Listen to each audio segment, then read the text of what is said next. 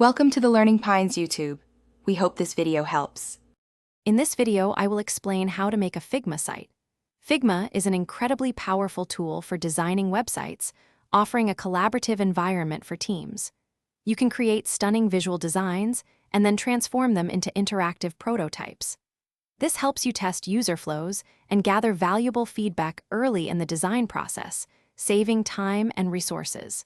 It's a fantastic platform for bringing your web ideas to life. When designing your site, begin by setting up your canvas. A common desktop width is 1440 pixels. Utilize frames to organize different sections of your page and create reusable components for elements like buttons and navigation bars. This ensures consistency and efficiency. Keep your layers well organized with clear naming conventions. It will save you a lot of time later on. Now, let's make your design interactive. Figma's prototyping features allow you to connect frames, simulating how users will navigate your site.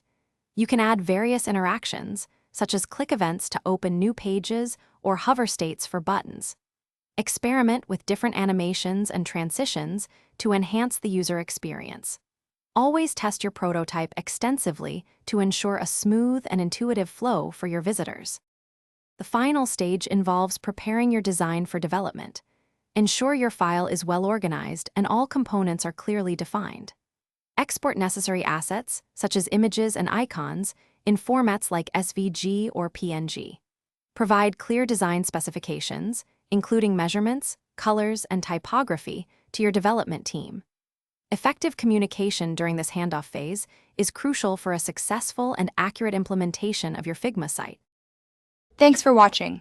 Consider subscribing if we helped you.